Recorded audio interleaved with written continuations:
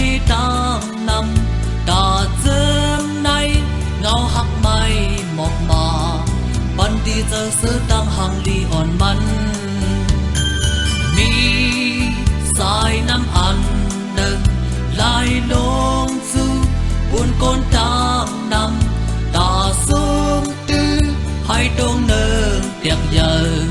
ban hiên ban háng hết hơi giờ niềm sao pon lì bên pon lì buồn con ta mi asa Giêsu sao hắc con không càng tăng sẽ su han lo pa to sa mo ha am thục li mi nai hồ giờ long lượt mây nai ốc giờ mi nằm asa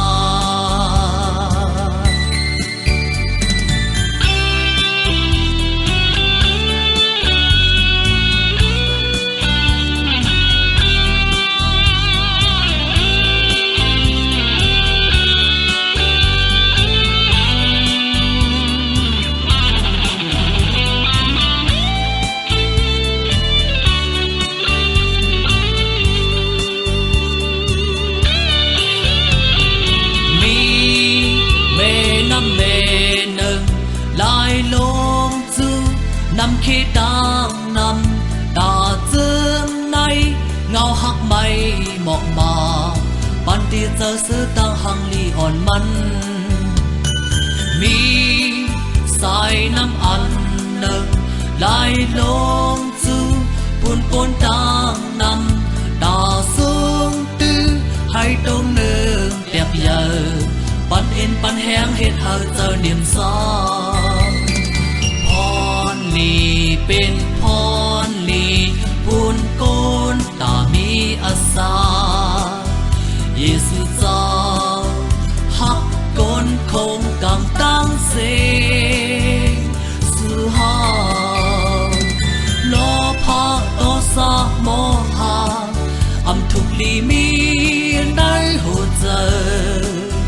long lượt mây nai ốc giờ mi nằm asa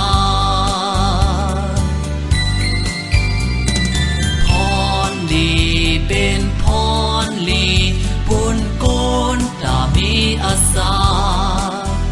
Giêsu sao hắc con không càng tăng sẽ su ha lo pa to sa mo ha am thục lì mi nai hồ giờ long lượt mây nai ốc giờ